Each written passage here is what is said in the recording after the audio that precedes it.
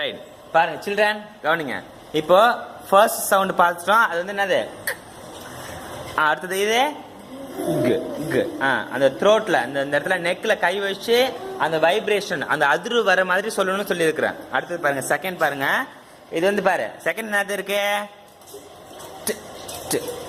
நாக்க நல்லா அந்த மேல் அண்ணன் இருக்கு இல்லையா அந்த பக்கம் அப்படியே வச்சுட்டு காத்த ஃபோர்ஸா வெளியில வர வைக்க அந்த அது வெடிக்கிற மாதிரி செய்யணும். ஓகேவா? அதான்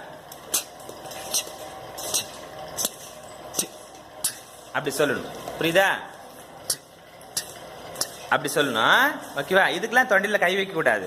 அந்த நெக்ல வந்து இந்த இடத்துல கை வைக்க கூடாது. இது பாருங்க, இந்த 3 குரூப்புக்கும் நான் சாதாரணமா சொல்ற மாதிரி சொல்லணும்.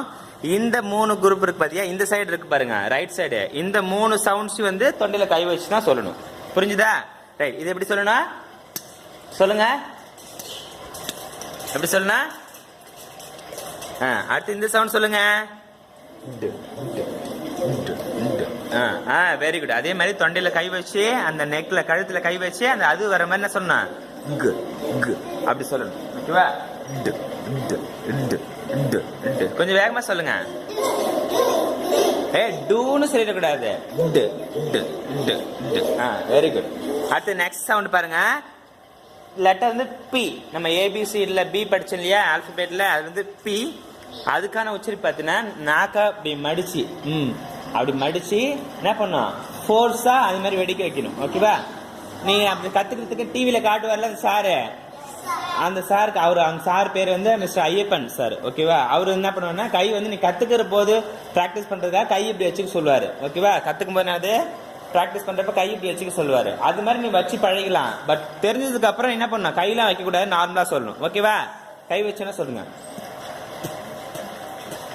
இந்த சவுண்ட் சொல்லலாமா? சொல்லுங்க பார்க்கலாம்.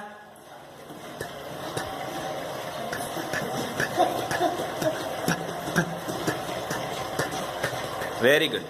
அதுக்கு ஆப்போசிட்ல உள்ளது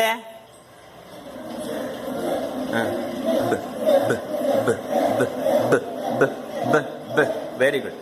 இப்போ இந்த 3 குரூப் மட்டும் ஃபர்ஸ்ட் யூனிட், ஃபர்ஸ்ட் இனிஷியேட்டிவா கத்துக்க வேண்டியது இந்த 3 குரூப். ஓகேவா? கவனிச்சுக்கோ. இது பாரு, இந்த இக் சவுண்ட் இருக்கு இல்லையா, அந்த சவுண்ட் பத்தியா, அது வந்து கேவுக்கும் அதே சவுண்ட் தான், கியூவுக்கும் அதே சவுண்ட் தான், சிக்கும் அதே சவுண்ட் தான். ஆனா பின்னாடிக்கு நீ வரும்போது தெரிஞ்சுப்ப சிஹெச்சுக்கும் அதே சவுண்ட் தான், சிகேவுக்கும் அது சேர்ந்து. அது இப்போ தெரிஞ்சுக்க வேண்டிய அவசியம் இல்லை. அது பின்னாடிக்கு நிறைய இது கத்து முடிச்சதுக்கு அப்புறம் இதெல்லாம் லேர்ன் பண்ணதுக்கு அப்புறம் நீ அதை தெரிஞ்சுக்கலாம். ஓகேவா? ரைட்.